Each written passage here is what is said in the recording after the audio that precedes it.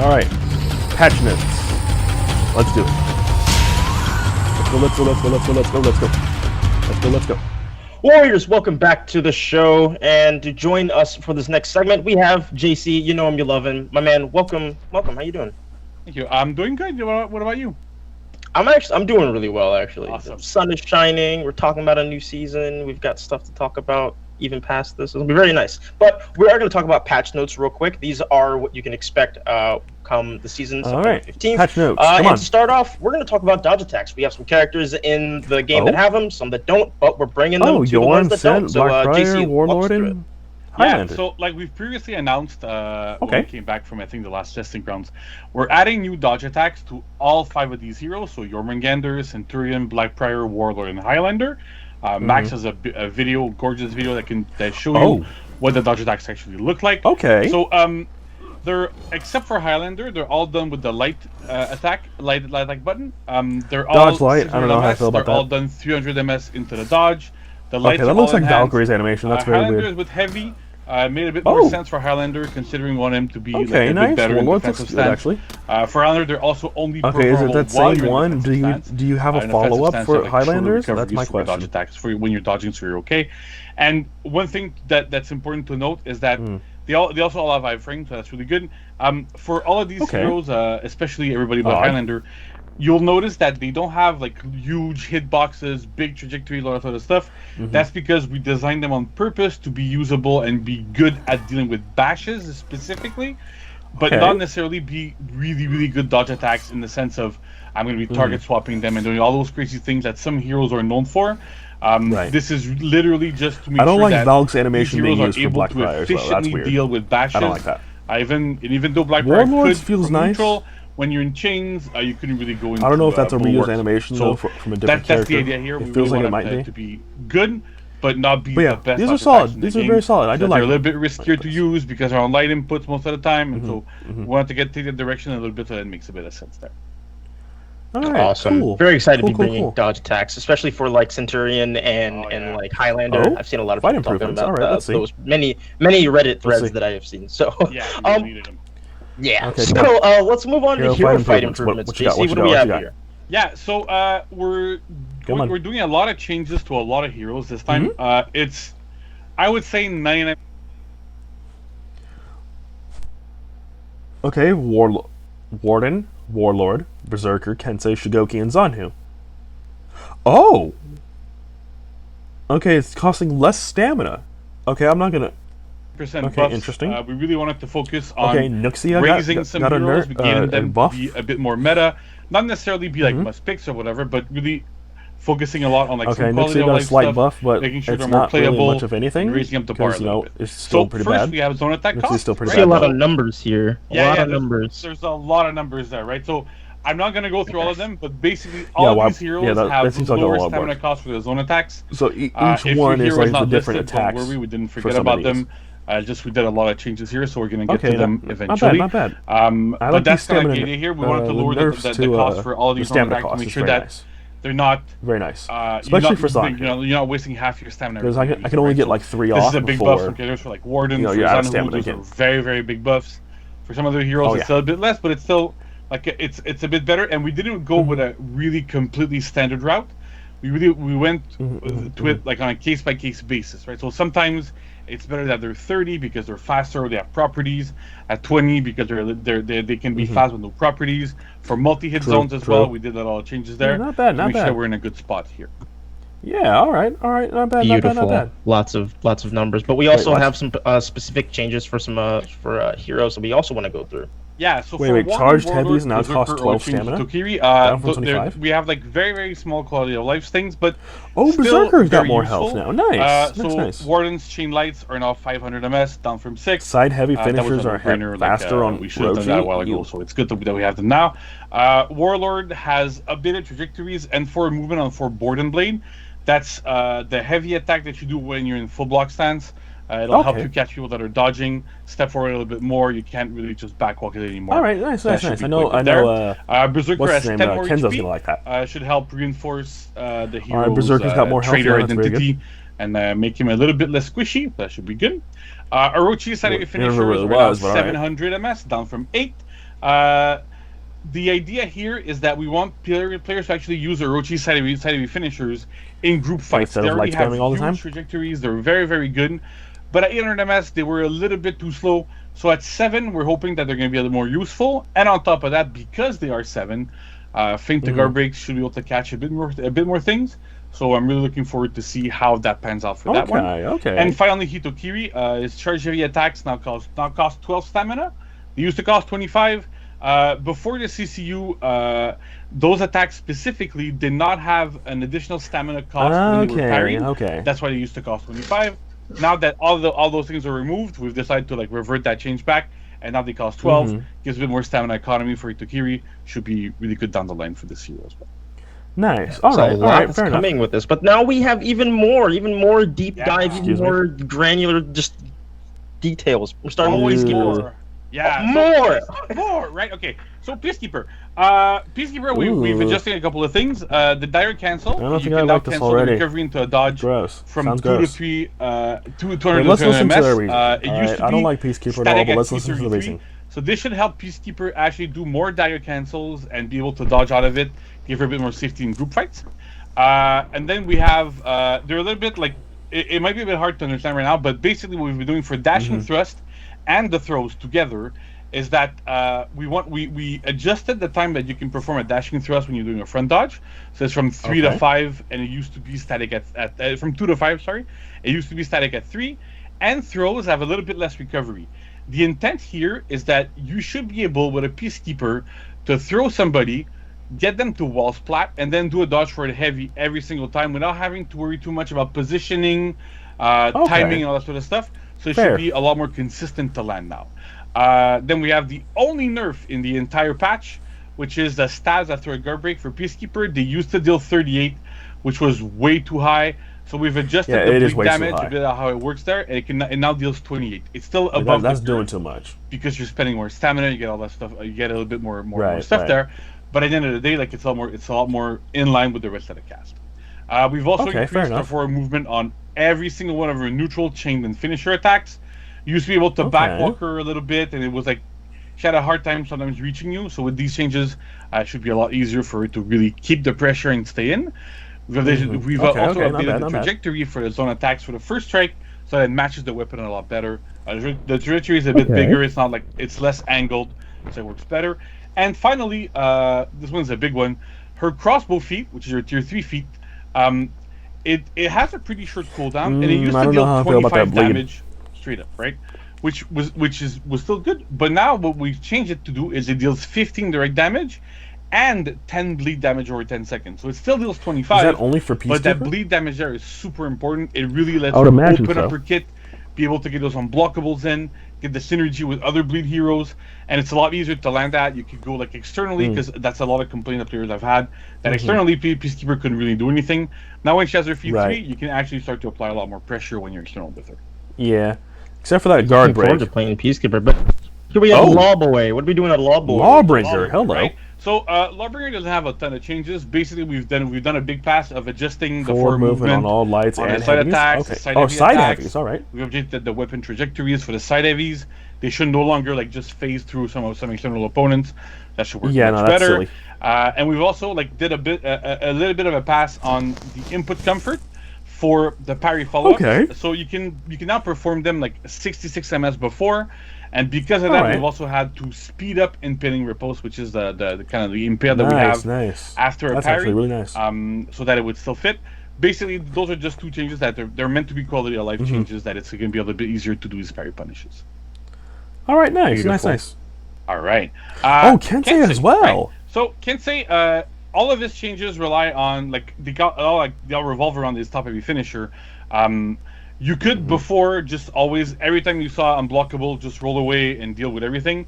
So we've done a couple of changes. The chaining timing for chain lights into top heavy is now 100 ms. The attack itself has been sped up to 1100 ms and now suffeints to a fast guard break. And there's also increased for movement on top heavy finisher. This means that now if your opponents used to roll on reaction to you throwing that top heavy finisher, you can now just hit guard break, catch them with the fast guard break, get them while they're rolling, and it helps Kensei provide a lot more pressure this way and makes that top heavy finisher much better. Nice. That makes sense. I may have to play. I don't really play a ton of Kensei, so I may have to jump on. Oh. These, Yeah, it's interesting. Nobushi. Okay. Yeah. All right, Cool. let's listen. Well, I see a lot here for Nobushi. Yeah, right. So for Nobushi, it looks like a lot, but it's not. It's really not. It's like 5 points. It's relatively simple. We've updated the trajectories for all of your side heavy openers and finishers. Okay. Again, they didn't really match the weapon swings, so with this, you'll be able to hit people better externally. So that works. Okay. Side Cobra Strike, which are side dodge lights, they're now 533 MS. They used to be 6, and they now have iframes. So they're actual good dodge attacks now. They're not. You don't need to like delay them and make sure you do them at the right time when you're dodging. Okay, so you can just attack rather than just. I gotta do this specific thing all the time. That's very good. There are side dodge heavies. Okay, very nice. Are also that's very actually good, a good change. But those didn't get updated because we wanted to have a version of it that was this is the dodge attack thing, and this one is the more like zone type of thing. So that's gonna be a little bit different there. Yeah. Front Cobra Strike is now 500 MS instead of 6. And you can do it from 2 to 500 MS. Is that the lights? Front I dodge. think that's the lights. It used to be stuck at 300 there, and it was 600. So with this, like, it also gives that to be a little bit of a better peel tool. It lets you really like, delay it and have like a little bit better pressure there. We've also updated all of our recovery timings. Well, a bunch of them on all those listed attacks. I won't go into them, but we just wanted to normalize our recoveries because some of them were like extremely long. So when you would miss, or even if you would hit, if you didn't choose to chain afterwards, you were left wide open with Nobushi. The timings are much better for finishers and whatnot. And finally, our out of luck heavy finisher is now a left stance attack. It used to be top. Okay, that's actually not very being good. left means that she can actually throw it in the lane, be able to catch more enemies. Okay, more lane minions clear and is stuff. very It nice. makes her like a bit better overall in the minion lanes. That should be a nice improvement there. But wait, there's even more. There's always more, right? So, Centurion as well? Centurion. Really? Wait. So we've increased the forward movement for the charge heavy. Pause. Hold up. Increase forward movement for charged heavy openers. Alright, nice. Charge punch changes. Now has better tracking. That punch tracks a lot anyway. So you're just making it... From what it sounds like already, just reading this, it sounds like what's happening is you're making it more difficult to avoid getting punched by Centurion. And plus, it's looks like it's getting the hyper armor much sooner rather than later, which I'm not sure how I feel about that, but let's go ahead and listen to what they have to say about it. Basically, because Centurion didn't have a lot of reach, and so the pressure that the character could deal from externally was like not that good, honestly. On top of that, that's a really good pin. So you get your opponent, you pin them for a long time, you get a guaranteed ally heavy. Works super well, so that's good. So with that bit of extra forward movement, it should help Centurion actually get into that groove a little bit better. And we've also changed charge punch. So we give it the Warden treatment, right? Which means that whenever you do a charge punch, if you fully charge it and your opponent did an early dodge attack, you should now pretty much always catch them, kind of like what Warden does. That's dumb. It was a bit of a problem now where you could some characters were able to fully avoid it. So with that change, we should be good to go in this change. So it has better tracking. It's a little bit faster. It's faster, and then there's like the stance. Yeah, see, I don't know. Armor kicks in earlier as well. With melee attacks like that, once his fist is in the air, they shouldn't be able to Gladiator. Small change for Gladiator again, but still, front and side sucker punches now cost 12 stamina. They used to cost 24, which was like an insane number. On top of that, because they cost so much stamina and they don't guarantee direct damage afterwards, we felt like it really was time for Gladiator to have like a better this is actually good stuff bash. for Gladiator. And we also increased the input window for counter jab, which is basically after you parry and you hit guard break.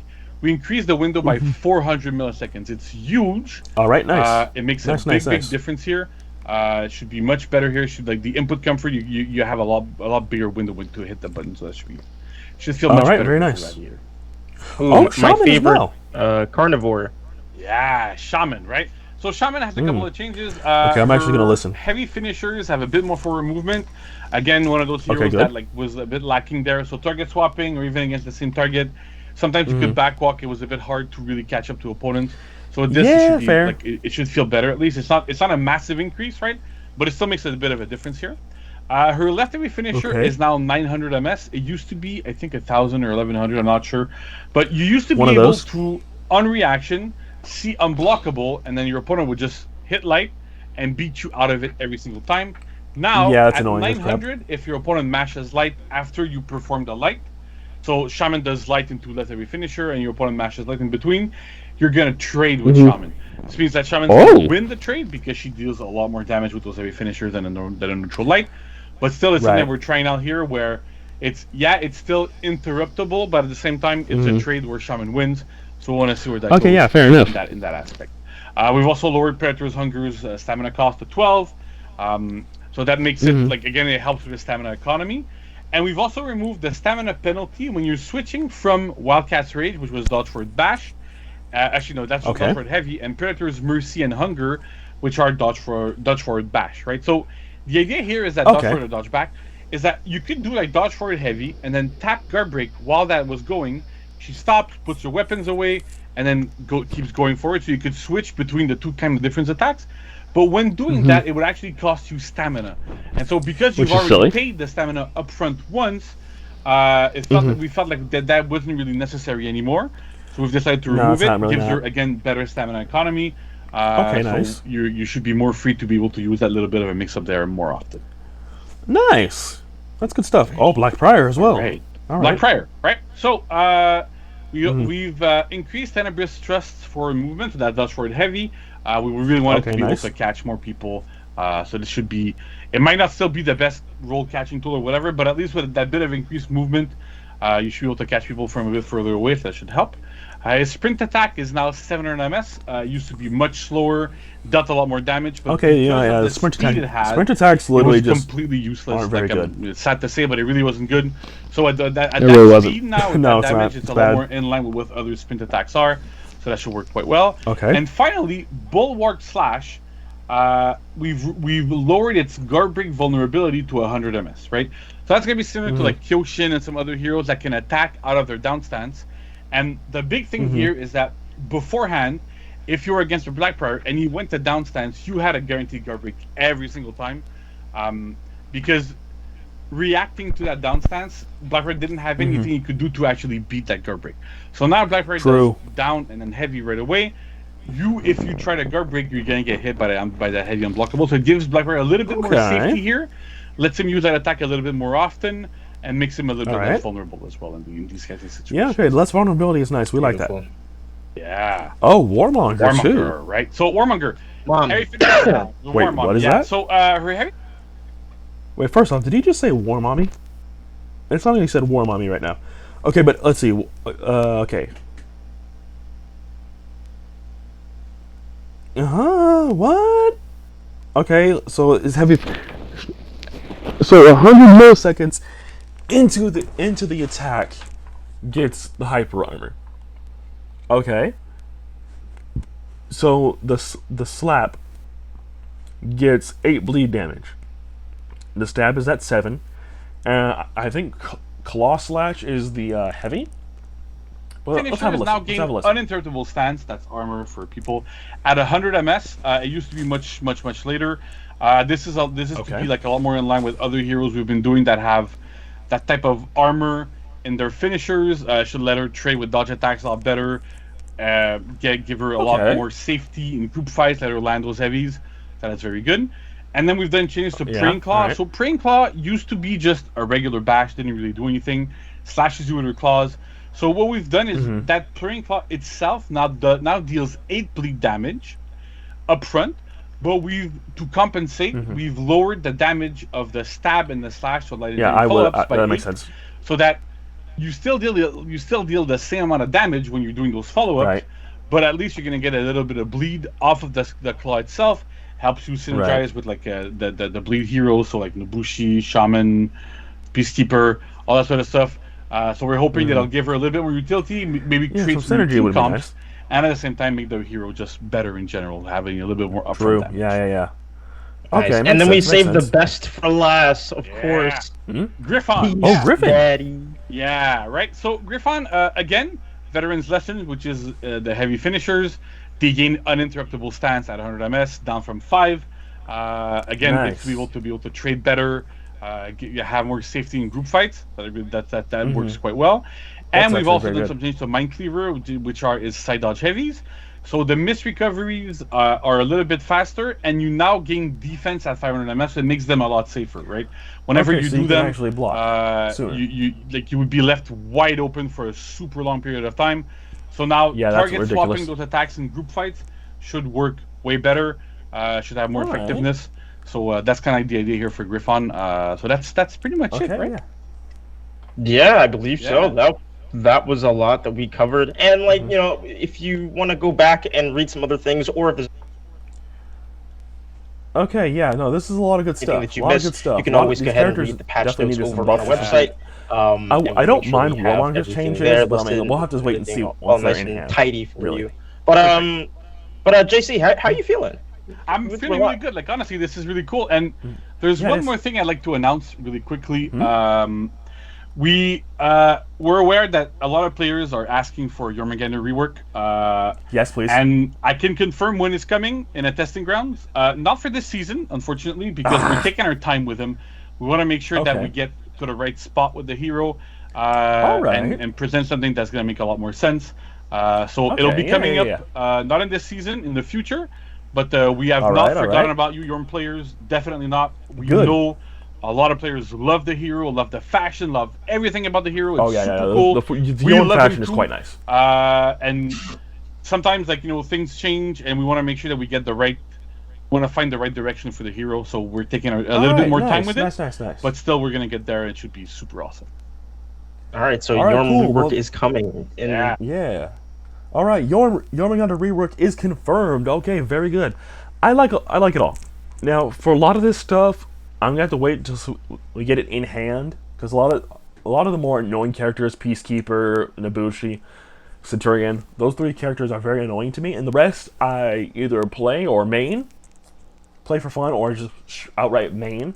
So some of this stuff we're gonna have to wait and see what it's like in hand before I really have an opinion. But for right now, some of it sounds pretty silly.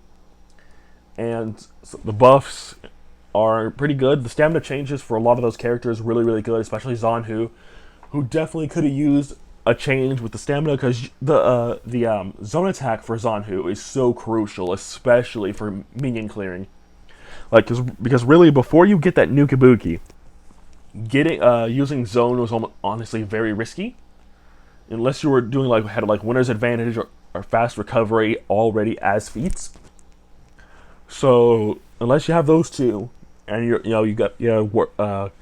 bend over backward just to get up to new Kabuki, unless you have those other 2 feats, doing Zhanhu's zone is just extremely risky and almost not worth it, really. So that's really good. Hitokiri's changes, again, I'll have to wait until we get it in hand to really see. But for right now, it sounds good. It looks good. I'm definitely have to play around with a lot of those characters that were mentioned in these patch notes. But it all sounds really, really good. And also, I'm glad that they acknowledged the community's want for a rework for Yorm. That's very, very nice. And yeah, let me know what you guys think in the comment section below. And I'll see you next time.